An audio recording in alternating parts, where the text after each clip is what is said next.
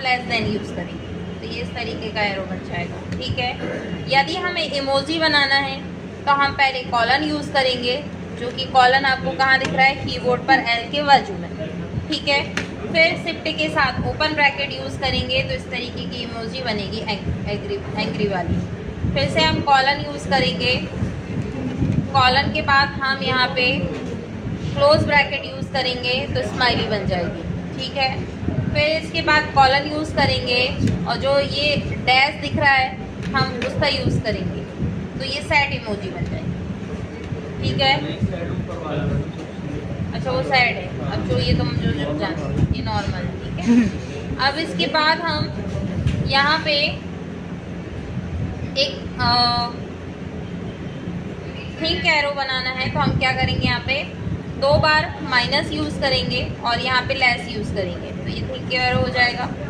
फिर यहाँ पे हम ग्रेटर यूज़ करेंगे और 2 बार माइनस यूज़ करेंगे तो इस तरीके का एरो दिखाई देगा।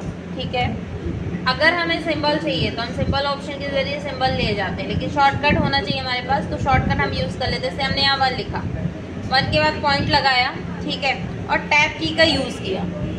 ठीक है, फिर हमने यहाँ पे लिखा, जैसे हमने यहाँ पे लिखा मॉनिटर, फिर यहाँ पे आ गया हमारा CPU, फिर CPU के बाद आ गया प्रिंटर, प्रिंटर के बाद आ गया माउस और माउस के बाद आ गया कीबोर्ड।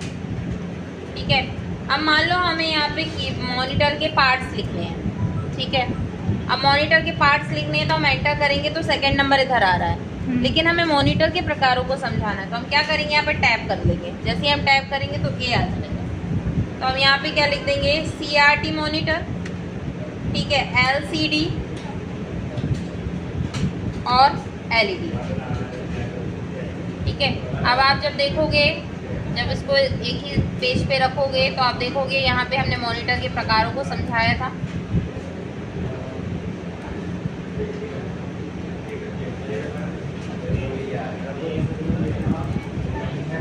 ठीक है, ये इस तरीके से लिख दिया। क्लियर है?